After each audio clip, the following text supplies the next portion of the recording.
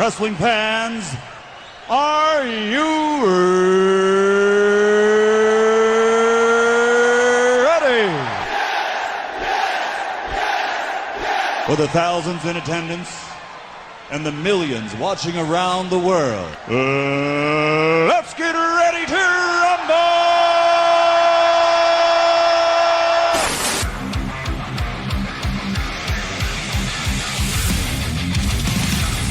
And now, please welcome at this time your hosts, Graham GSM Matthews and RJ Marceau.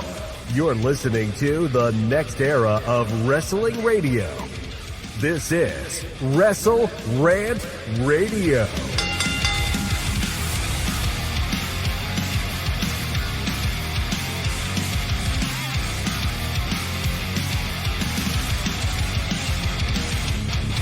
What's going on, guys? Welcome back to WrestleRant Radio for Thursday, June 6, 2024. I'm Graham GSM Matthews. Hope you guys are doing well and having a great week so far. We have a lot to get into here today with Mr. Marceau in regards to WWE, AEW, and NXT. But before any of that, another exclusive interview on the show today with another WWE superstar, Valhalla, a.k.a. Sarah Logan. Talked to her a couple of months back, finally airing the interview now, promoting her new book, her new children's book, available right now on Amazon.com, of course. Check it out, order the book. If you got kids, if you don't got kids, check it out regardless. We talk all about the book, her recent booking on Raw, no pun intended there, I guess, the Viking Raiders, and so much more in the pre-Triple H era, in the modern Triple H era. It's a really cool conversation. She was a great person to chat with. The video will also be available soon over on youtube.com/WrestleRant, and the article to follow soon as well. So check out those as well in due time. But new episodes of WrestleRant Radio available every single Thursday in all your favorite podcast platforms. Don't forget to rate the show, review the show, subscribe to the show, and never miss a new episode every single Thursday. Now enjoy my exclusive interview with WWE Superstar Valhalla. Graham Matthews from Bleacher Report and Fansided here. Today we're talking to Sarah Rowe, a.k.a. Valhalla, obviously from WWE Raw. Got a new children's book coming out soon, From the Farm to Our Table, name of the book, coming out April 2nd via pre-order, Barnes & Noble. I think I got that correct. Sarah, what's going on? Thanks for taking the time. Yeah, you nailed it, man. Yeah, no problem. Happy to be here. Well, you got a children's book coming out. That's obviously news to me because it's a very different sort of thing than what we can expect from you on Monday nights as part of the Viking Raiders. Just talk about that, where this kind of came from. I know you're a mother of a couple of years now, so congrats on that, obviously. But was that part of the inspiration and the process in making the book? So just kind of talk about how we got to this point. Yeah, I wrote the book 2 years ago, so it's been a journey getting it out into you guys. But I read to Cash all the time. We're big readers in this house, and I was trying to find a book that was about like regenerative farming and sustainable living and land stewardship, and kind of so I could explain to Cash in a way that was easy for him to understand, like how we farm and what we do and why we have these loud beasts in our backyard. And I couldn't find one that I wanted to read to him, so I just wrote it myself. And it's really like challenged me in a way that, like, how can I take such a dense topic and like explain it simply so that children can understand it, and how can I make this scene cool enough that kids will want to like find a local farm or raise their own chickens or grow their own vegetables or go learn how to milk a cow. And it was challenging in a very fulfilling way. And getting the book out and seeing it in person, like Amanda Morrow illustrated the book, and the book is stinking adorable, and it's everything I wanted it to be. And I'm excited. April 2nd, it's finally coming out. Right around WrestleMania time too, so it's perfect timing. But you mentioned that with such like material like this, kind of catering it to kids can be a difficult process. With something like this specifically, how did you go about doing that? Like, how do you navigate those waters? Are there's people that you consult with, or is it kind of something you figured out on your own over time? There's a lady at Gnome Road Publishing, which is the company that's publishing my book, that her name's Sandra, and she was a invaluable resource with kind of helping me take my thoughts and my ideas and kind of make sure they were digestible in a children's literature world. And making sure that like, I use like onomatopoeia, which is like the words that mean actions, like slurp, and Mhm. like the book is about a set of twins named Leo and Finley, and they're eating breakfast and talking about where the food's coming from, and their mom's like, all right, well, talking's great, but we got to go do chores. So the kids are out doing chores, and they run into a rooster, and then they get splashed on mud by pigs, and they have to go find the cows, and they get inspired by going around and looking at their food to make their parents a shepherd's pie for dinner. And so they have to go harvest the vegetables. And so it is it was very helpful that Sandra worked with me and was patient with me enough to get this book exactly like I wanted it. There were lots of, rough drafts and things like that. Was she and Cash kind of your sample audience for this book to kind of make sure, all right, this makes sense, that anyone can kind of read this, of all ages, obviously kids specifically, but like just to make sure it's good to kind of like bounce ideas off of? Was Cash like your main audience? All right, if they like it, then I think then this will sell well and this will do well. Yeah, Cash and we have a big family here in Cleveland, and Cash's number is like grandkid number 12. So like I have lots of kids to run the book by, and I have Ray's sisters, they all homeschool, and so trying to kind of get with them, be like, do you think this book would help inspire you or help give you ideas or help explain things simply so you can kind of teach it to your kids? And do you think this would inspire you to find a local farm? And even on Gnome Road Publishing's website, there's like an educator resource sheet where you can use the book to it gives you ideas by using the book to explain certain concept to your kids, and to explain that maybe use this and go find a farm, or maybe use this and be like, okay, I know that they harvested these vegetables in their garden, but let's go to the store where farmers put it from their garden, and let's, try to find these vegetables in the store. And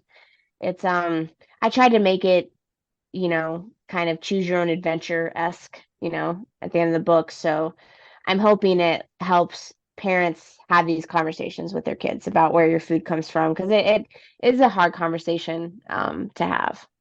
It's definitely a different type of book than what you would normally expect on the bookshelves at Barnes and Noble. So, I mean, it definitely stands out in that way, which is cool. And again, anything Thank that's you. educational too, which is awesome. You mentioned 2 years. Did you say that you had finished it 2 years ago, or you started it 2 years ago? I missed that part. I finished it 2 years ago. Oh, okay. So I finished it, and then we had to, do the editing and get everything. Like, I guess you try to write certain children's books with like 500 words or less. So trying to kind of make it even more simple and more simple. And do we need these things? And then for the illustrator to turn it to life obviously takes time. She didn't take as long as I expected, honestly. She's fantastic. But and getting it printed, and it's a nice hardback book, and it doesn't have that annoying book sleeve that's on children's books that you inevitably take off. It's just a Mhm. nice hardback book. And I'm hoping everyone likes it. It's my first time publishing something. I write all the time, so it feels very vulnerable to put something out there that's not like wrestling. Yeah, yeah. How different was it writing for a children's book compared? You mentioned you write all the time, like compared to that sort of stuff, as writing for children is obviously very different. Yeah, it's something you were like, oh, like I've read a lot of children's books, and like I could have written this, or I could Yeah. have, but like when you actually sit down to like write it, and there's a lot of stuff that goes into it that you kind of wouldn't imagine. And there's a lot of prolific and tenured children's authors that like, so the standard and the bar is set high. And I'm just hoping and someone coming from another profession and trying to get into someone else's, I just hope people like it, and people kind of, step like smell what I'm stepping in, kind of thing, kind of get what I'm doing, and appreciate it. Yeah, no, that's cool. I mean, I guess the writing aspect of it itself, you mentioned that you finished it 2 years ago. All the other stuff you've had to deal with since then, like you said, the publishing part and stuff like that. The writing part, I guess, had been finished before you would come back to WWE, right? Is that the timeline? So you haven't had to deal with this, or at least the writing part of it, while you've been on the road. Yeah. I was, when WWE signed me, I was like, I was like, I will come back. I was like, but just know I've written this book and I put a lot of work into it. So I would love to publish it while and obviously they're in full support, and, set these interviews up. So Yeah. I've appreciated their willingness and their support with me kind of writing a book separate from them. It's been really nice. I know you've talked about it before. I think Ruby and Liv have talked about it before. Don't you guys all have farms? Does that have anything to do with it? Have you been able to bounce ideas off of them or not so much? It's funny how we all have farms because not a lot of WWE superstars do. Yeah. I know Brock Lesnar does, and I think Braun, he just might have a lot of land. I don't think he's a farm like Ronda does. But we all farm very differently. So Dory has a horse farm, which is like if you're in the farming world, you know this very well, but horse farming and cattle farming is not the same thing. Hmm. And then Liv has a farm where she just likes to look at her animals. Like she just likes to give them a nice home, and there's no butchering. Like I raise my animals for food, Hmm. like hard stop. And so it's a very, very different relationship. Like that I have with my animals. Like I'm trying to rack my head around writing a children's book that is about like harvesting animals because that is it's a taboo subject, that there's sacrifice and weight behind your food, and to take that responsibility upon yourself to the point where it's affects you emotionally is hard. And so um I they love the book because they do farm, but we are all three. I mean, it's not surprising because we're all, according to look at the Riot Squad, we're very different, but we Yeah, all have yeah, very yeah. different farms. We love each other's farms. Like I used to actually manage Dory's horse farm when I was before I got rehired, but yeah, they really love it and been super supportive of it, so that's been nice. That's cool. So you write this while you were away. You come back 2 years ago. It's almost been 2 years since you've been back, which is crazy to think about. Yeah. Obviously quite the journey you've been back on with the Viking Raiders, recently with Ivar on the show. Just talk about your time back and how it's been for you. I mean, now specifically, I mean, obviously in the ring as well, but primarily in a managerial role. And it's kind of feel like the act is really coming together. And it took a while to kind of find its footing. But what you guys have had on TV, the last couple of months specifically, and obviously when Eric comes back, it'll, continue. Yeah. But what you guys have had going has been really cool to see. Yeah, it's creatively it's been amazing. With my Sarah Logan character, I didn't really have like a hard and fast gimmick, Yeah. character. Like I like dabbled in stuff and like, but I never went, because I just didn't know what to do really. And with Hunter like having trust in me, like I literally just showed up in furs, antlers, face paint. And he was like, "This is great." I was like, "Awesome." Like we write our own promos for the most part. We like the Vikings you see that we're presenting are just 100% us. And it's very cool that WWE has trusted us with such a, vastly different character. And like finding my voice as Valhalla, like trying to see what I could get away with, see what I can't get away with. And now, I mean, obviously, I put my antlers on Michael Cole. I'm kind of in the like ask for forgiveness, not permission phase. Um, I just be doing stuff on the ringside that is just so crazy. Like, just get on the announcer table, and I'll get on the ring apron, I'll try to grab people, and like none of this stuff has like legitimately to manage. I don't know anything was happening. I Hmm. try not to listen to anything about the match. So like what I'm doing out there is legitimately just coming off the, you know, coming off the top of my head. So it's been I'm seeing how much I can get away before I get in trouble. So if you just like see me stop doing a bunch of stuff, it means I got in trouble.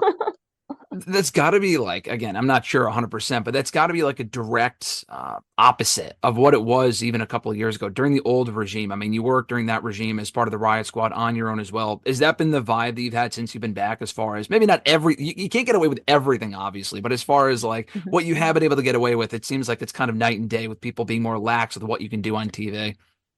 Yeah, Hunter's been really really really supportive, and he's very like nice to bounce ideas off of. Like if I'm like, I can't tell you how many times we've like rehearsed an entrance or rehearsed something before the show, and like he's there acting like me. He's like, Mm, can you come up, and like Hunter's being Valhalla, which is super, that's funny. crazy. Yeah. And going over stuff and being able to like grab him like I do people, and it's been really cool.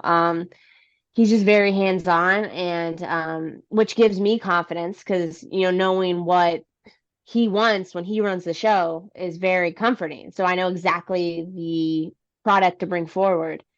And and Ivar has been, absolutely killing it in his matches, and and I'm excited to see Eric come back. So like, how can we get better? Like, how can we like, let's see where this goes. And Hmm. um it's there's a lot of things to look forward to. Like, we're on a good roll. So I'm excited to see where we end up. The antlers has been a big part of it. I mean, it's gotten everyone on social media talking the last couple of weeks. Did you have anything to do with that as far as before Michael Cole started? Like, no. Okay. So he was just on commentary, just talking about him, like making a big deal about it, joking about it. And it wasn't until like you put the antlers on him a week and a half ago that you kind of finally acknowledged it on TV. So just talk about the process and what's going on beyond there. So when I leave the wrestling building, I leave wrestling, right? I'm a mom, I'm a farmer, I do, like live in history Viking stuff. Like when I leave the building, wrestling turns off. So Hmm. admittedly, there was a long time where I didn't know how much, but it blew up so much that even I was hearing about it, and I was like, or we'd watch a match back and I'm like, he's still going on about these antlers. And so I was like, I need to do something with this. I'm not sure what. And then I got the idea, obviously, to put the antlers on him, and only me, Ivar, and the camera guy knew. That was it. That's crazy. So Michael Cole's reaction to get the Yeah. antlers on was legitimately his real time, unbeknownst to him, reaction. So it was it was hard for me to stay like, Valhalla is, because he Yeah. was I just could so see the happy, like smile. Yeah. childlike bliss on Michael Cole's face. So I don't know where it's gonna go. Like I honestly don't know where it's gonna go, but I'll try to think of some more things to do with it in the future. I mean, that picture blew up too of him wearing the antlers and it blew up This all little over. like selfie, yeah. Yeah, yeah, I know with Pat McAfee, it was funny. Do you think, like, just from your standpoint, when they're bringing stuff up like that, I know Top Dollar doesn't work here anymore, but he had mentioned, like, with the flop dollar thing, like, they would make fun of it on commentary, but obviously he was doing it to help him. I mean, he mentioned that, even he mentioned it in other interviews. I feel like he's been doing that as part of, like, he genuinely enjoys your act. I don't know, I'm not asking him, so I don't know that as a fact, but Yeah. it just seems like he's doing that to kind of get more attention on what you're doing at ringside, the act itself. And like that got a lot of attention. And I think it only helps you guys as opposed to like burying it or something like that, if that makes sense. Yeah, yeah, like our characters are so over the top, like it is a fine line that we skate being taken seriously or being a Exactly. joke. Yeah.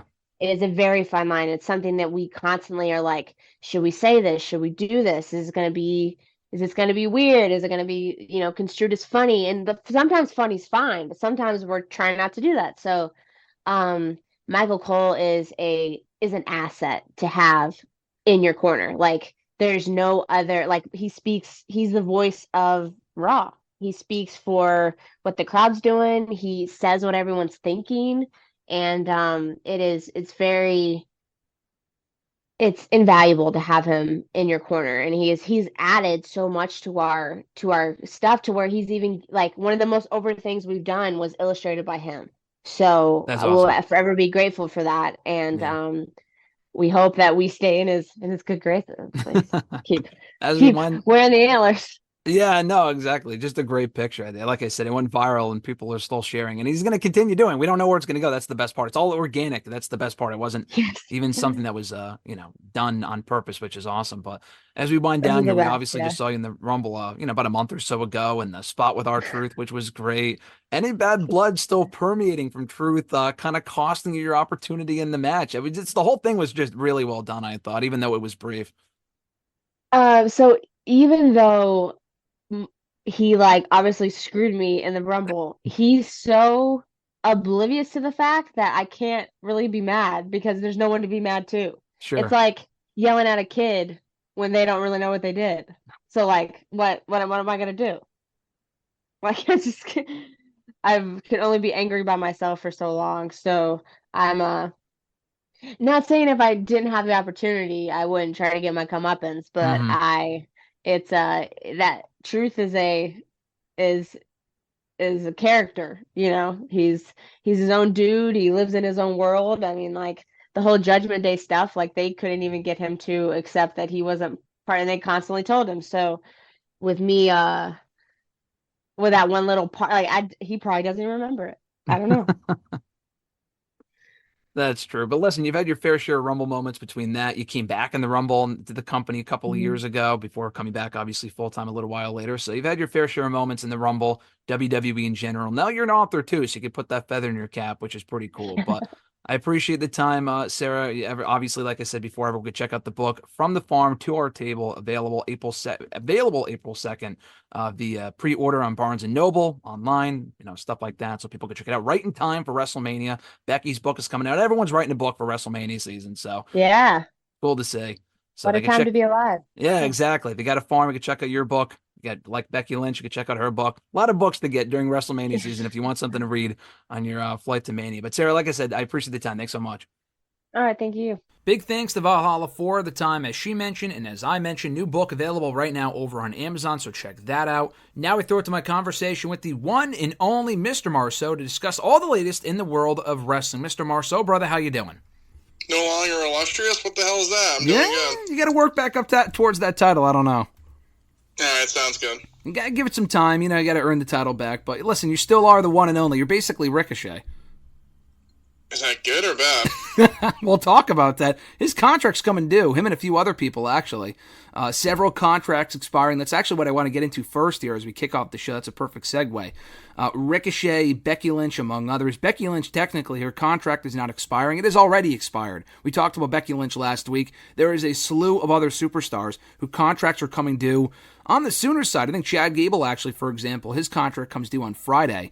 I would assume he either will be re-signing or has re-signed already, considering they were teasing an Intercontinental Championship match for him as recently as Monday's Raw for Clash of the Castle, which is next weekend. But let's get into that first. Becky Lynch, in an update from last week, officially a free agent, unless there was some sort of secret deal signed. She's officially a free agent, can show up anywhere she wants, do anything she wants. No, she was not on Dynamite on Wednesday. I did not expect her there. I still do not expect her to go to AEW. But she can go off and do Hollywood if she wants. She can take time off and come back at some point down the road. She was obviously not on Monday's Raw. Any update on where you think Becky Lynch might end up come the end of the contract negotiations with WWE if she resurfaces at SummerSlam? Any updated thoughts from last week, or are you still kind of in the same spot that you were a week ago? I would say I'm in the same spot. I think she'll probably take some time off. And eventually when she does come back, she'll come back to WWE. Not sure exactly when that will be, but I think taking some time off and she'll probably come back by the end of the year, I would say. I think that would make the most sense. I mean, honestly, there's a ready-made story there in that, she can rekindle the rivalry with Liv Morgan over the Women's World Championship, and that's being generous, assuming she's still champion by that point. Rhea Ripley could return and take the title from her as soon as she comes back in the next couple of months. But you could do Liv and Becky, because Liv mentioned on Monday's Raw, I put Becky in an early retirement, so you can have them run it back for, I think the 5th time. They had 2 matches a few years ago, 2 matches recently. They can have the rubber match, so that's certainly possible. But what I was thinking, maybe you can have her come back and team with Lyra Valkyria, chase maybe the tag team titles, if the tag team titles are still a thing at that point, which maybe they won't be because they really haven't meant anything in forever. Assuming they are, though, her and Lyra could make a pretty decent team. What do you think? Yeah, I think that's a possibility. It's not like the sexiest thing of all time, but I think if she came back and that's where the direction was going, I get that. Or maybe, maybe Lyra was running for the belt and Becky gets jealous. I feel like you could do something like that. I mean, the titles, if it was up to me, would be in the garbage 7 months ago. But, yeah. I mean, at this point, they're still running with them. So it gives her some kind of direction and can still prop up Lyra. But I guess we'll see where Lyra is at the time. Maybe she doesn't need the Becky bump at that point. Hopefully not. I mean, she's feuding with Damage Control right now, and that's a program they can kind of run with for a little while. So she's going to be busy for the next little bit, but she can maybe team with Becky against Damage Control, and Becky's ready to come back at whatever, time that might be. Chad Gable, though, contract expiring on Friday, like I said. Any thoughts on that? I honestly don't think he'd be going anywhere. Excuse me, if they had him on Monday's Raw, attacking Sami Zayn. He's in the midst of this hot Alpha Academy angle right now. Like I said, setting him up for an Intercontinental Championship match at the next pay-per-view next weekend. Is it safe to say Chad Gable's sticking around and they're probably going to sign him to a pretty good deal? I mean, I don't know why they wait till the last minute for this stuff nowadays. Obviously, it's a change of process behind the scenes in terms of the way they do this sort of stuff. Otherwise, I'm not really sure why you would wait until the literal last minute. But Gable's contract expiring tomorrow. Do you expect him to stay? I would assume so. Yeah, I think so. We're not giving him. I mean, he's just getting a title shot. I just don't think you'd give him one if he's not. I mean, it doesn't make sense. He's getting a title shot at Clash. Why would he not resign if his contract's supposed to be coming up soon? So I think he will. I mean, I feel like he's just the WWE guy. So if they're pushing him and there's teasing of him potentially going with the Creeds, then I don't know why he wouldn't resign. So I think it makes the most sense. What do you think the long-term trajectory there is for Chad Gable in WWE? Because only now are they having him hit his stride in terms of the character stuff, allowing him to get way more television time than he's ever gotten before in WWE. Like we talked before we hit record here with someone like an Alba Fire who resurfaced on Raw, and I totally either forgot or just didn't know. She's only 30 years old, and they wasted a good, maybe not wasted entirely, but like the NXT stuff, the NXT UK stuff was fine, NXT was okay. They've wasted like a literal year of that woman's career really doing nothing. And I mean, you could say that about anyone sitting on the sidelines in that company or an AEW or whatever, but she's someone who has a lot more to offer than what we've seen so far. Chad Gable's been in the same spot for a hell of a lot longer. He's been there for about a decade in WWE. And yeah, he had some success in the tag team ranks with the Raw, SmackDown, NXT tag team titles with a variety of partners, including in recent years. But only now is he getting his first real significant singles push. And the timing of the contract expiring is interesting, because they could sign him for another 3 to 5 years, but then he could very well go on, which I think he probably will, is go on to Clash at the Castle and lose that Intercontinental Championship match. Coming off that angle that we saw on Monday, I'm not really convinced that he's walking out of that pay-per-view the champion. We might get Otis turning on him on that show, and I'm not really sure where that leaves. Chad Gable. Like you said, obviously the Creed brothers thing, but beyond that, what do you think the long-term trajectory is for Chad Gable in WWE? It's a great question. Yeah, I mean, I think, like you said, it's seeming. I assume he would win, but I mean, we could also get like the Otis turn finally, and people would go nuts. But I don't know. I feel like with him specifically, I don't see him at this point as a world champion.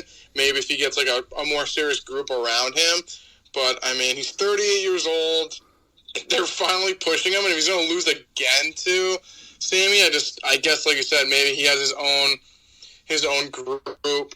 And it's more of a serious group if he goes heel, like now that he's more of a heel. But I mean, if he loses again, I really don't know what else he'd just be a loser at that point. Like, yeah, you can put him with a new group of people, but I don't know if you can get like that stench of just being a glorified loser off him. So I figured he'd win, but like you said, with the Otis turn, you could also see that happening. But I mean, he's 38 years old. There's only so much more time he really has. Yeah, I mean, I feel like this might be his last big contract of his career. If he's 38 years old, they would probably sign him, like I said, for 3 to 5 years. That would take him to 43. And he's not going to be a main event guy. Like someone like an LA Knight, who I don't know if they ended up re-signing him. I know his contract was up this year, I think, and they were in negotiations up until dating as far back as a year ago. He's a guy that I think has main event potential. Not that Gable isn't main event good. It's more so the fact, would they push him at that level? Probably not. I think right where he is right now, if not upper mid-card, is right where he should be. But I'm kind of worried that he might lose to Sammy, which is looking like that might be what's going to happen. And then have Otis turn on him on that show, and that's how Sami Zayn wins, obviously. But then from that point forward, I don't really know what more you can do with him. The Otis match makes sense, and they're getting really behind Otis right now, which is great. I just don't want him to fade off into obscurity with really nothing to do beyond that. I think it would be nice if he won the championship. Like, Otis turns on him, but Gable wins the championship anyway. Maybe Otis turns on him, walks away, and then the Creeds help Gable win the championship. Kind of something along the lines of what you mentioned. I feel like that would be nice. There's a couple different directions they can go in, but I'm pretty confident in saying a lot like you that Gable's probably sticking around.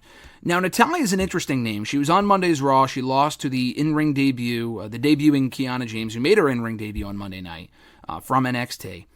Natalya's been around here forever. I mean, we said as much to her when we met her last year and did that interview with her when we saw her in person. And I said, you've been here for 15 years, which is a compliment, but at the same time, it's like, I don't really want to feel like I've been here for a decade and a half, but it feels like to me like she has been, because she's, stale as can be from a character standpoint. But to her credit, she can obviously still go. She's very much an asset behind the scenes and helping these women, putting over these women, working with the new women.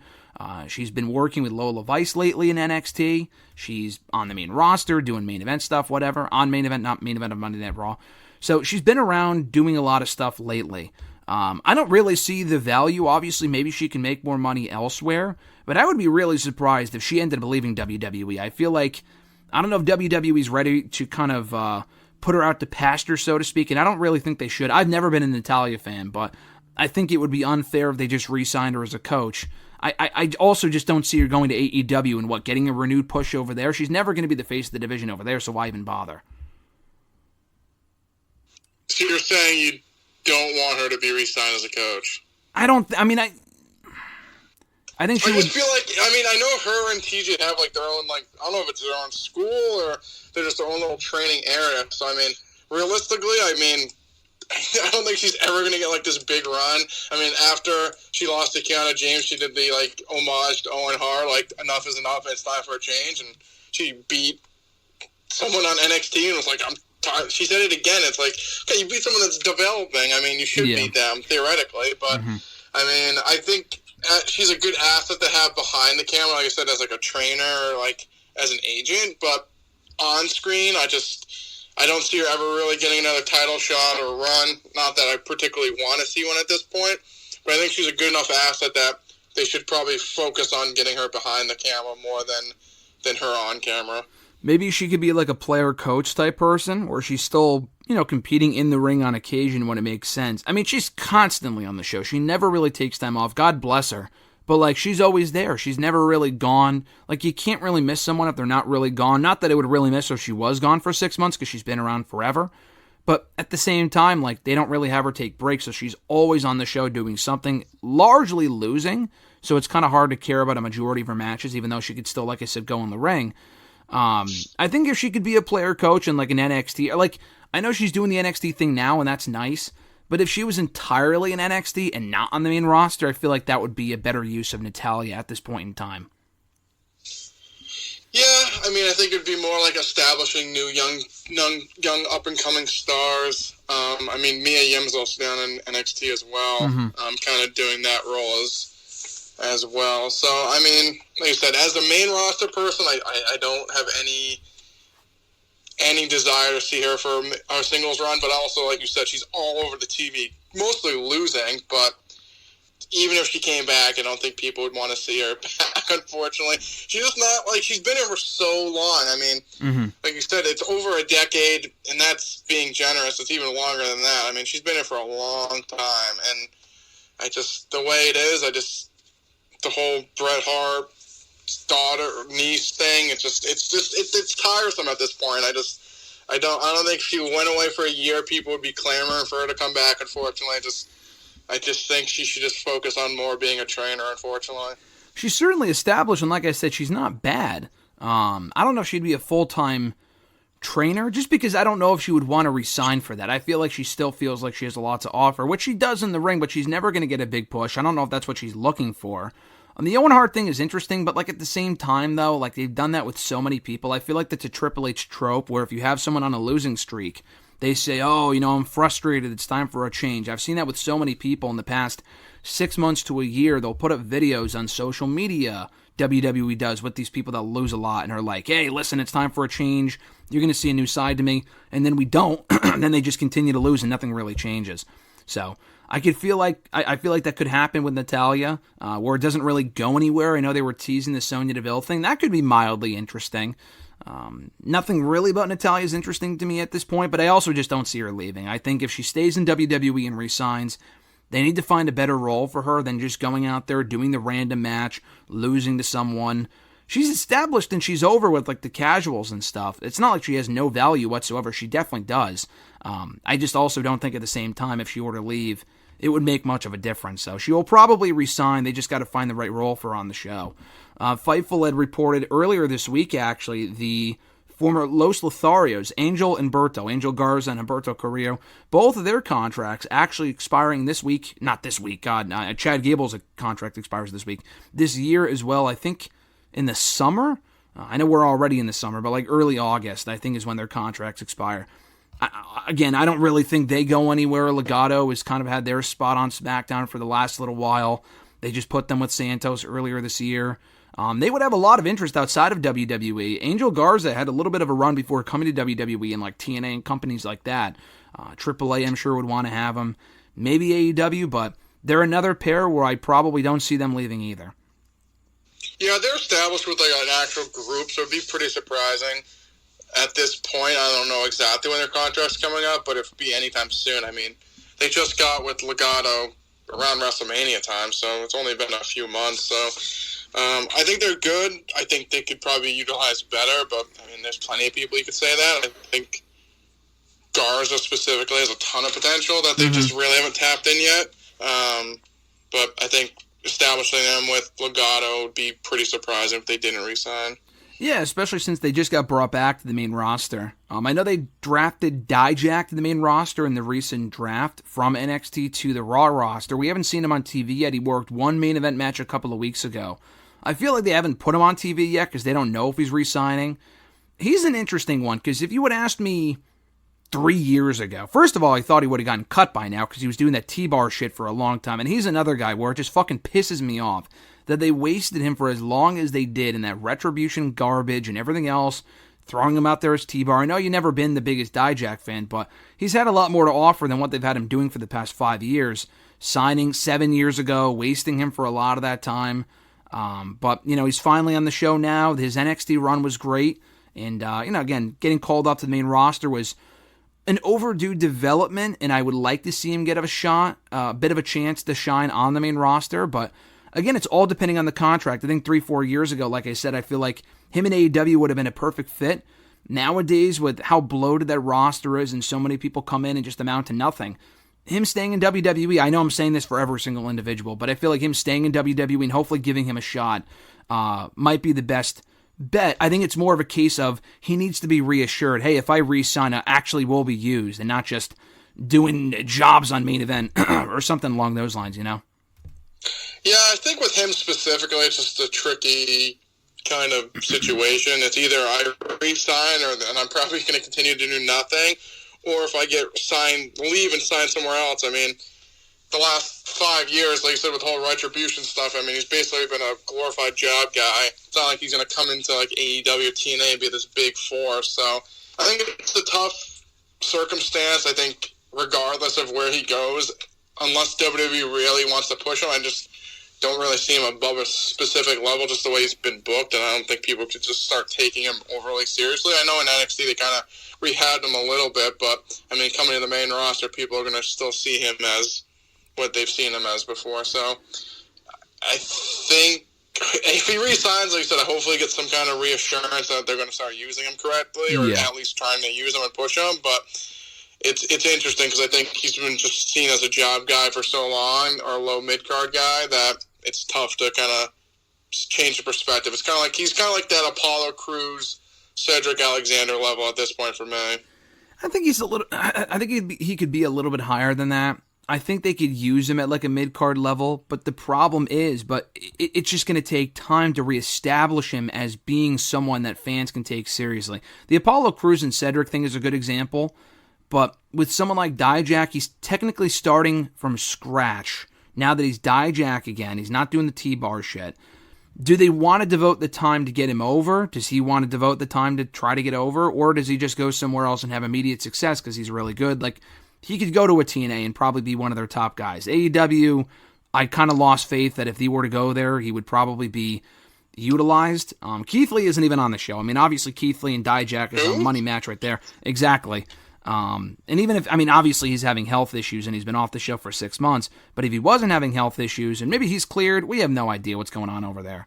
I'm not too confident that even with that connection that he would immediately have direction in AEW. He would probably wind up on Ring of Honor, which is not a good place to be. I mean, obviously I'm sure those people are still getting paid, obviously, but as far as direction and upward mobility, Ring of Honor is like a dead brand at this point, so he'd probably be better off just staying in WWE. But again, I think he's probably the most likely out of everyone I've discussed and have brought up, probably the most likely to leave, but I still see him staying. Now, the last name is interesting, going back to how we started this whole conversation.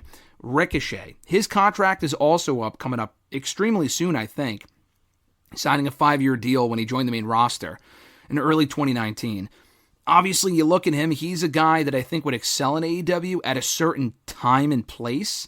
Nowadays, I don't know, because they have so many people like him already, and mic skills have never really been his strong suit. He has improved on the mic, I would say, but at the same time, though, I just feel like his promos have really held him back, and he has been utilized much better in the Triple H era, which is a fact. I also just don't see him getting beyond a certain level. We saw him on Raw this week losing to Braun Breaker. Again, he's another guy I would put in that Dijak territory where, even though I know his wife works or fiance, whatever, works for WWE and Samantha Irvin, that's not like a stone cold guarantee that he's going to stay right where he is in WWE. He's another one I could see leaving. I'm kind of 50-50 on Ricochet. So I know you're a fellow massive Prince Puma fan. We were very excited when he got signed 5-6 years ago to WWE. He's had a good run. I mean, he's a former North American champion, Intercontinental champion, United States champion. The two main roster title runs really weren't much of significance, obviously. They didn't really last all that long. But, he's on the main roster doing some stuff. He could obviously be a lot better utilized than he has been for the past 6 years, but it could be worse. So where do you think Ricochet winds up? In AEW? Does he stay right where he is in WWE? Does he get a bigger push? What are your thoughts on Ricochet? Ricochet is another one that's kind of tough to think about. I mean, I like Ricochet a lot, but you kind of pointed out he's basically been a mid-card guy, and like you said, I think the problem is his lack of mic skills. I mean, he's improved, but it's not like he's setting the world on fire, and especially with this, the problem, I think, for him specifically is, like, he can do the flips and all the moves, but, like, nowadays there's guys that are twice his size that can do stuff like that. Mm-hmm. So it's just not as impressive. Like, I mean, I think that's just the problem with a lot of the guys. They're like, yeah, they can all do the moves, but if you're not like an overly interesting character and you can't talk, it kind of falls by the wayside. And he is good. I think his character work and, like you said, his mic skills are what holds him back. And unfortunately, realistically, that's what holds you back from becoming like a big star. Just because if you're not relatable or interesting, then you can do all the flippity-doo-dahs. If anyone else can do it and they're way more interesting than you, you're just going to get passed by. So I think that's kind of what will hinder him. And even if he goes to AEW, like, there are plenty of other guys that can do the same stuff he does, and they have better characters. So I think he might just be like a B-plus player, unfortunately, just a mid-card guy for life. But, I mean, I think he's going to have the same success if he went anywhere else than what he's currently having, unfortunately. I think he might even have less. I feel like if he went to AEW, they just have so many people, and they don't even have a brand split. And I'm not saying they need to, but I feel like we see a lot of the same people on AEW television nowadays, and there's a lot of people that are under contract just not being utilized, like notable names. I know Jeff Hardy's waiting for the call to be utilized, and he's probably on his way out. He's obviously older. He's not comparable to Ricochet, but Sammy Guevara, I think, has been off the show for a while. Again, doesn't really bother me too much, but that just goes to show you the wealth of talent they have, which is great, but at the same time, if you're not even on the show, that's kind of a problem. Ricochet, for, his faults in the promo department, at least has been a regular on Raw and SmackDown for the better part of the past number of years, specifically recently. There was a time when Vince was still in charge where he wasn't even on Raw. He was doing main event stuff. Remember, he lost to fucking Riddick Moss. I remember that in a 24/7 title match on Raw a number of years ago, and I'm thinking, it doesn't get much worse than this. That was right after, I think right before or right after he was squashed by Brock Lesnar in that WWE title match, one of those Saudi shows, in like 90 seconds. But, he's on the show now. He gets a good reaction. People like him. He has good matches. That's obviously his ceiling. He's not going to be a main event player, world champion, but I think right where he is probably a pretty good spot for him. So, again, I could see him leaving. I'd be excited to see what he could do on the indies again after not having been on the indies in a long time, but he strikes me as a guy that's like just content to be there, and obviously I'm sure he's frustrated to a certain degree, and they're not allowing him to be the complete performer that he is. But he's another guy that's kind of getting up there in age, and he might not want to stick around for another 5 years and waste away in just raw mid-card matches. I mean, he might want to spread his wings again and do something else elsewhere, whether it be New Japan, AEW, TNA, or whatever. So he'll be another interesting one to follow. One last thing on the contracts thing, not from WWE, but AEW actually, not that their contracts are expiring, they already expired. We had 3 departures in the past couple of weeks. Mark Henry, who's been behind the scenes for a while now, I think they started him out as a commentator before doing the Rampage, announcer thing. He was doing that for a little while. Jake Hager's gone. He was a day oneer in AEW. Not day one, but he joined on day one at Dynamite. And then Arn Anderson is also gone after having not been on TV in quite a while. So your thoughts on the departures from AEW of Mark Henry, Jake Hager, and Arn Anderson, and just their respective runs in AEW, and if you could see any one of them being back in WWE at some point. Yeah, I mean, with Arn and Mark specifically, they're obviously older, retired wrestlers. Arn, I think he was strictly just to be with Cody, honestly. Yeah. I know after Cody left, he did the whole Brock Anderson thing, but that never really materialized. But, no. Arn was decent with Cody, but it just, a babyface manager doesn't really do much. It's not like Cody really needed him to talk for him either, so it was kind of a bizarre pairing, but, I thought it was decent. Mark, I don't even know why they brought him in. I know he was supposed to commentate, and then he was doing the main event interview with the face and the baby, the face and the heel, the kind of side by side. He was doing the hype for that, and then they just stopped using him. Okay. And then with Hager, Jericho didn't have a group anymore. I guess he didn't want to go into the learning tree, but Hager was just a big guy that did practically nothing for the whole time he was there. He was just always with Jericho, never really did anything of importance. He was just a big guy in a stable that no one cared about. It's the truth. He was the guy that they signed at a time, and I know him and Jericho are close because of some sort of incident that happened overseas. I think Jake Hager had saved Jericho's ass at one point overseas, probably about a decade or so ago. But anyway, so I think they brought him in because he was close with Jericho, and they wanted him for the group. And like I said before we hit record here, the free agency market in late 2019 wasn't exactly overly exciting pre-COVID. Before a lot of contracts, because I think a lot of WWE people as well wanted to see what AEW would turn into, and before it really started hitting the ground running, and then it's all right, now we can jump on over there because there's a chance that I can be a star. That's when Matt Hardy left and went to AEW, and Luke Harper and people like that, FTR. When Jake Hager was there, they didn't really have a whole lot of people to sign from WWE or the free agency market, and they had already signed a whole lot of people before that, so he was on the first ever Dynamite. He closed out that show, joining I almost said Jericho Appreciation Society. He was a part of that too. But the initial group, the Inner Circle, the fucking first Jericho faction. Arn Anderson, though, it's funny you bring him up because I know we discussed this at the time, 5 years ago. Bold opinion, I think. I know you agree, but I don't think Cody ever really needed him. I know you mentioned that. Because Cody doesn't need someone to do the talking for him. I just never really thought Arn Anderson added anything to the Cody Rhodes presentation at all. He was there, and it gave him the classic old school manager vibe a little bit. I know Cody's been talking about that recently. But as a babyface, Cody never really needed Arn at all. Obviously Roman didn't need Heyman to do the talking for him, but as a heel it worked. With Cody and Arn, I don't know, I just didn't really feel it was ever necessary. That being said, though, like I mentioned, Cody teased recently bringing in Arn, not Arn specifically, but saying, it would be nice if I had a manager during this WWE title run of mine. Could you see a scenario where they bring in Arn Anderson to be with Cody on a full-time basis? Because I guess it could happen. It would be a nice throwback to their AEW run together. I just don't really think it's necessary because Cody on his own, to me, is perfectly fine as is. I don't think I don't think you need to bring Arn back unless he's bringing the Glock. Besides that, yeah, leave Arn at home. Yeah, no, the Glock would be a nice touch. Hey, that would be quite the refreshing change for WWE TV to have Arn Anderson show up with a Glock in his hands. Cody's opponents would not fucking mess with him. Or AJ Styles would have backed off pretty quickly if that was the case on Friday. If Arn Anderson showed up with a fucking Glock in his hands.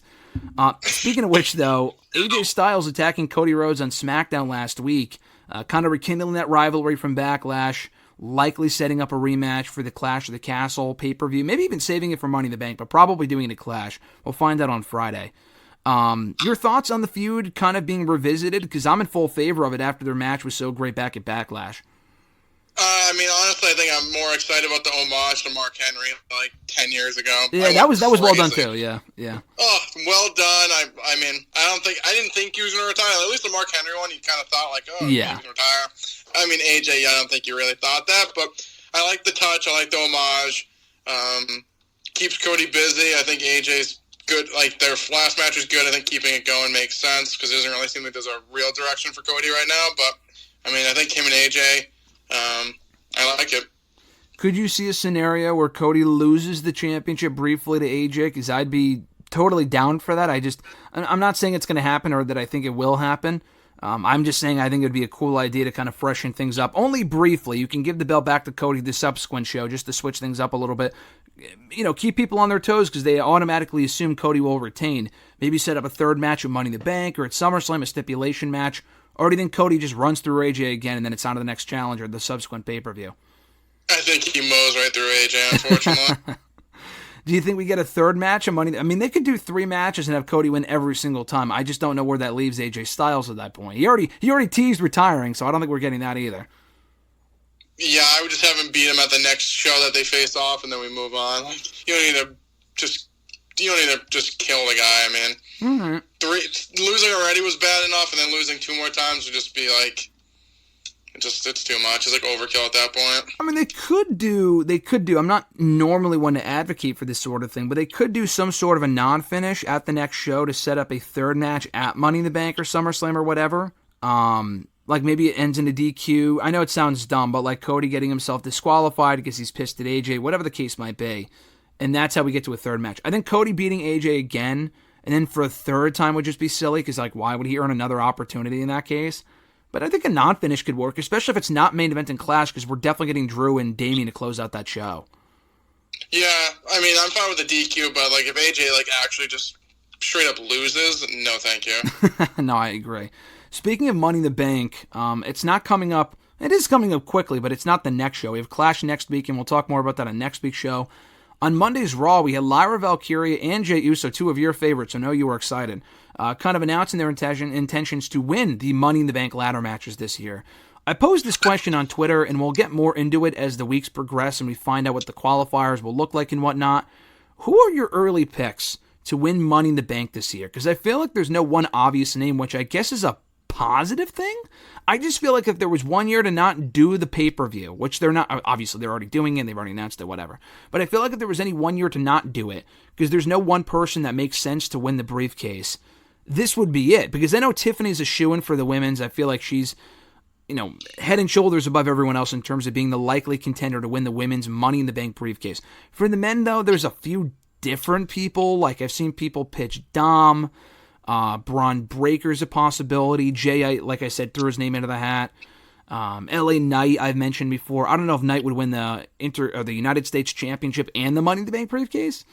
But, who are your first or, initial impressions, early picks to win the Money in the Bank ladder matches this year? Yeah, Tiffany. I think it's either Tiffany or Lyra, honestly. I don't think I'd want anyone else to win it for the women. I mean, you already won it, so not her. There's not really anyone else specifically I'm thinking of that I'd want to win. So I'd say either them 2 for the women. The men, I mean, I love Jay, so obviously I'm going to pull for him. Mm-hmm. Braun Breaker, I just feel like he's one of those people that doesn't need, like, he can become a main event guy. I don't think he really needs the briefcase. Yeah. Dominic, no. I don't know. Like you said, LA Knight would probably be in the match, but I don't think he'd win it. I think all roads lead to him and Logan Paul. I think they'll probably hold off till SummerSlam at this point. Yeah. I know they're already teasing it, but I don't know. I just don't see it happening before then. Honestly, you could have both of them in that match and kind of get the ball rolling to SummerSlam. But Yeah, I mean, there isn't really, like you said, there isn't really one person that sticks out to. I mean, I feel like maybe, I don't even know, what were we saying the year that Otis won it? We were like, oh, this person's definitely going to win, and then Otis fucking won. Like, I don't even remember, like, who was even in the match. I think Rey Mysterio was, maybe Andrade. Maybe we were pulling for Andrade and Otis won, but I don't know. I think, like you said, with Braun Breaker specifically, like, I feel like he's a main event guy. He doesn't need, like, for me, the briefcase should be on someone that, like, kind of needs it. I know Jay's got 1,000 title shots, but, I mean, I think he's one of those people that's not, like, a total main event guy, so, like, him getting the briefcase, like, seems like at this point the only way he's going to actually win a world title, because every time he gets screwed over and doesn't win. So, yeah. I mean, I think that makes sense. He wins it for Raw, and then Tiffany wins it for SmackDown. I think it's safe to assume that Jey Uso was just allergic to world championships at this point. Like, honestly, even singles gold itself, because he has yet to win even a singles championship in WWE. But it would be nice if he were to win it. The place would go nuts. You don't have to have him cash in immediately. Maybe there is a point in the next 6 to 7, 8 months where it makes sense to have him cash in. It didn't make sense to have Damian cash in anytime before Mania, and then he did a Mania and ended up working out well, and he's had a fine run. So maybe Jay's in a similar spot. I'm not sure. Yeah, I mean, there's a couple different names you can go with. Like you said, Braun Breaker. I feel like it's too soon for him. Yeah, LA Knight would make sense. Like you mentioned, I think just having them interact in the match a lot like they did last year. I think Logan Paul actually cost LA Knight the briefcase, which is why I thought they would do that match last year at SummerSlam, and they didn't. They've been holding off for an entire year. But that is the match to do, either at SummerSlam this year or Money in the Bank for the United States Championship. But yeah, I mean, any of those people I think would be fine choices. So we'll see who they end up going with and who they have qualify in the coming weeks. On the AEW front from last night, from Dynamite, we'll close with NXT Battleground predictions because I know you watched the show on Tuesday. Don't talk a lot about Dynamite usually just because nothing of note overly happens, but do want to ask you a few different things here. I don't think I asked this last week, but on Wednesday's Dynamite, not last night, but 8 days ago, they had Will Ospreay win the Casino Gauntlet match to earn the next opportunity, the AEW World Championship at Forbidden Door, against Swerve Strickland. I thought it was too soon, but I mentioned this on hashtag yesterday. I feel like it might be the right idea if they do that match at that pay-per-view. It seems really early to do that marquee match, only under the premise that Swerve retains and Ospreay were to get his win back at All In. I think that's the best way to go. But what do you think? Why do you think they're doing that match so early? And do you think Ospreay wins the championship as early as Forbidden Door? Yeah, I honestly was stunned when he won it. I honestly don't even think he should have probably been in it. Yeah. He just won the belt. He just won the international title. Why would you have him in this one? Mm-hmm. And I mean, I saw people saying because I think a lot of people are like, why would you have this match? Both guys need wins. And then someone's like, oh, well, that's the best match you could have, because you don't know who's going to win. But it's like, I don't know, with Swerve, I feel like, I just feel like Swerve shouldn't be losing already. But with Ospreay, I also don't think he should be losing. It's kind of like, I don't know. I feel like maybe they should have just waited to All Out or All In and to do the match, and then at least Swerve would have the belt for a little bit longer. And I mean, they're both baby faces, so that doesn't really make a lot of sense. Yeah. I don't know. I mean, like you said, maybe you have Swerve win here and Ospreay gets his win back. But I mean, like I said, when they're both baby faces, it doesn't really correlate in that kind of sense. But I mean, I don't know. It was, like I said, I was very shocked when Will won because I feel like Swerve's doing good stuff. He's kind of just, I guess, in the whole Christian verse right now. So we'll see what happens from there. But I don't know. I was kind of surprised he won. Yeah, I think it's a great match to do. I mean, I think the predictability, you're right. I mean, I do agree with that opinion where it does make the match more unpredictable to have Ospreay getting the shot now. It is odd that he would be the international champion while getting this opportunity. Why even bother putting that belt on him? Because the belt doesn't really mean much anyway at this point. Maybe he pulls double duty on the show and that's his out for losing against Swerve. I'm not sure.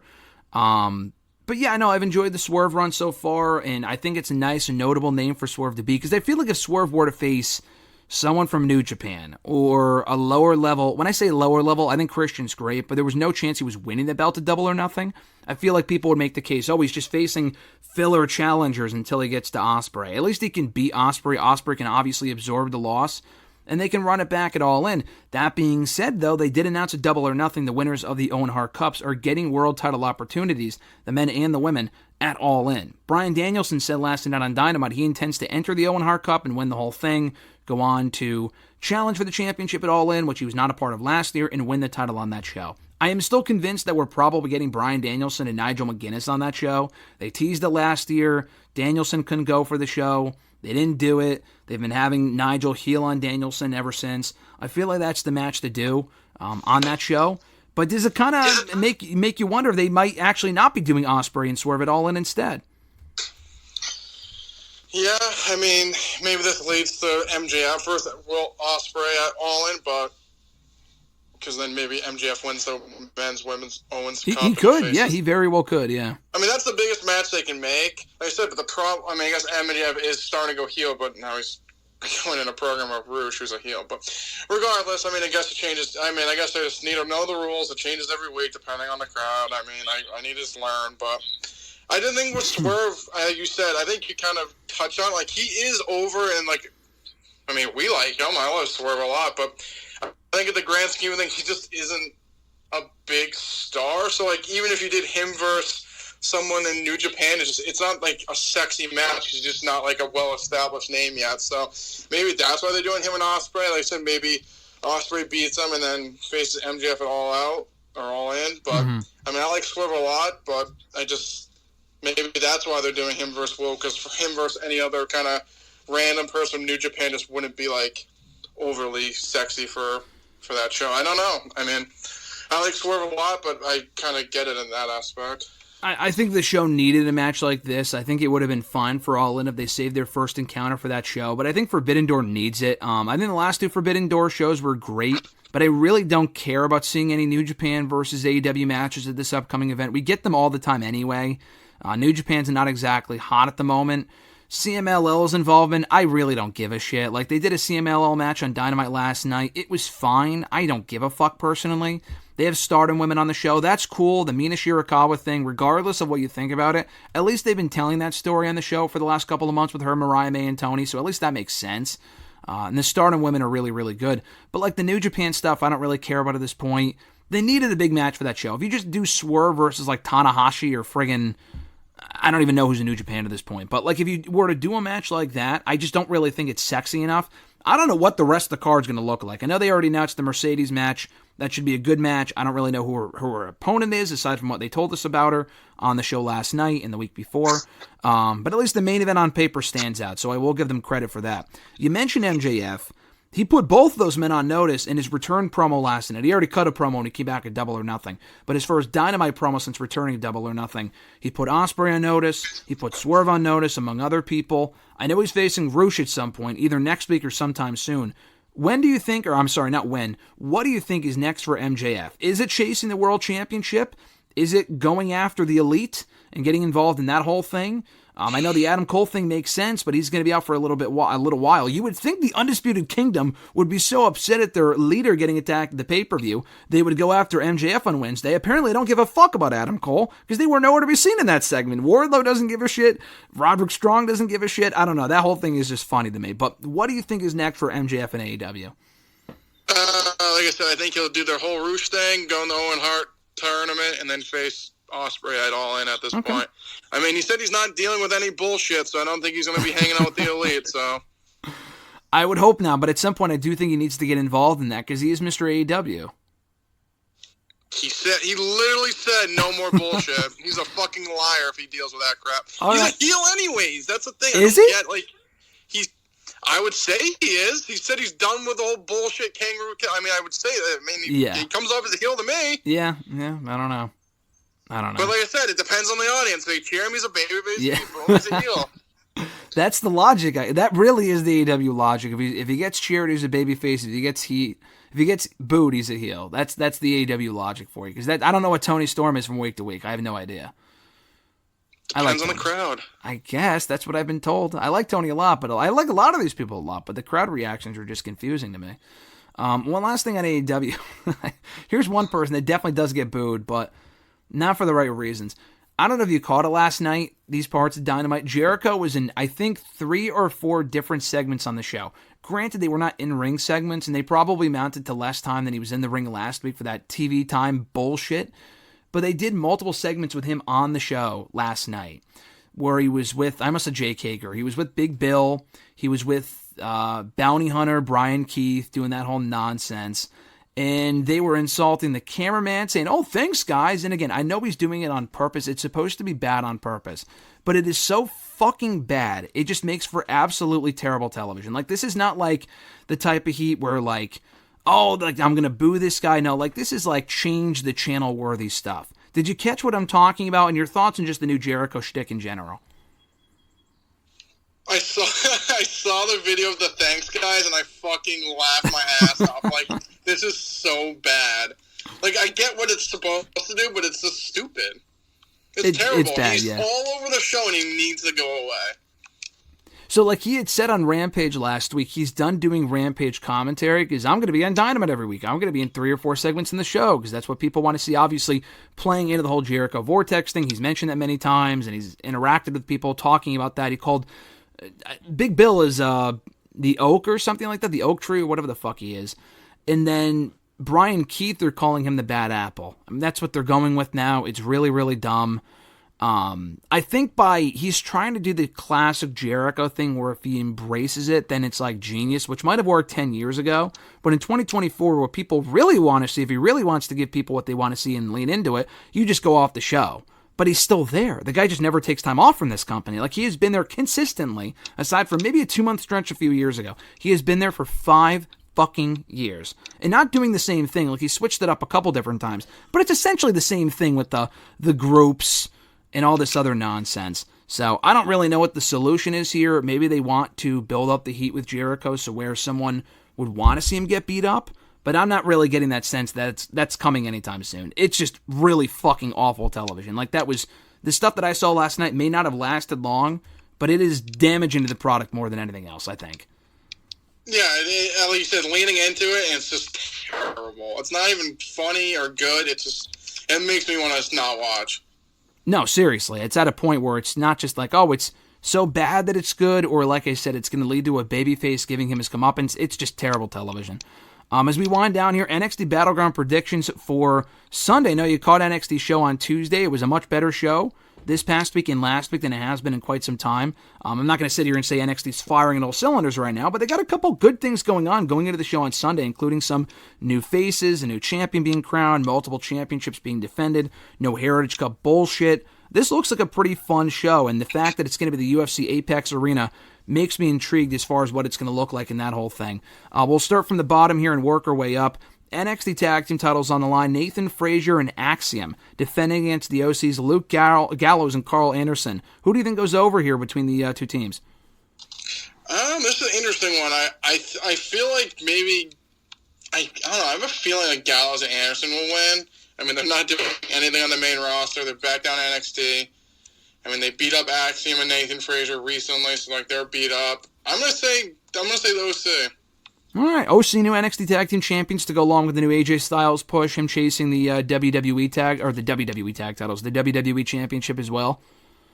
Yeah. All right, I could see them showing up on the main roster with the NXT Tag titles, and that's their way of giving them new exposure. I was gonna say Frazier and Axiom. I'll give it to OC just because they haven't had shit since coming back. So, and like I said, I feel like they might want to give the added exposure to NXT by having them appear on SmackDown with the belts, for whatever that's worth with the fucking OC at this point, but I'll go with the OC. Shayna Baszler and Lola Vice in an NXT Underground match. They've done several of these already, and they've been pretty good. I feel like it would have made sense to do a fight pit inside the UFC arena, but whatever. Lola Vice is the new hot hand, obviously. She won the Breakout tournament a couple of months ago. Shayna Baszler coming back, trying to reestablish her dominance. She means nothing at this point, but being back in NXT is cool for Baszler, I guess. It should be a good match. Who do you think goes over? I think you just go all in Vice at this point. Like you said, she is the hot hand. Baszler at this point is pretty damaged goods. I would just keep the throttle down and keep it all on Vice. And they've actually recovered quite nicely with Vice because she won the Breakout tournament. She lost her title shot at whatever show that was back in February. Vengeance Day, I think it was. And then I was kind of worried, like, what do you do with her now? But they recovered nicely in the whole Natalya feud, and now with Shayna. She beat Natalya in that match, and she probably beat Shayna here too, and she should. So we'll see where she goes from here. Maybe she chases the NXT Women's North American Championship, whoever wins there. So let's talk about that. A ladder match to crown the inaugural NXT Women's North American Champion. 6 women. I guess they could throw in a 7th one if they want. At the last minute, someone from TNA, I guess, if they wanted to. But so far, it's Sol Ruca, Lash Legend, Fallon Henley, Jada Parker, Michin, and Kalani Jordan. A lot of good names in this thing that could feasibly walk out as the new champion. Who do you think walks out as the inaugural NXT Women's North American Champion of those names? This kid always throws it to me first. Oh, yeah, absolutely. This was very hard. I was hoping you were going to answer first, but then you did the whole reverse thing, and like you were going to answer, and then you just pitched it to me. Yeah, that's what I do. This is a tough one. I think it's going to be one of the baby faces, I believe. I think it'll be either Sol Ruca, Jordan, or Henley. I have a gut feeling it's going to be Henley. I don't know. I have a feeling in my belly it's going to be her. Mm-hmm. I like Ruca, but I think she still probably needs more time. I mean, she's not overly developed. And I love Kalani Jordan as well, and I feel like she'd be a great first champion. But, I mean, Henley's probably the most established out of all of them.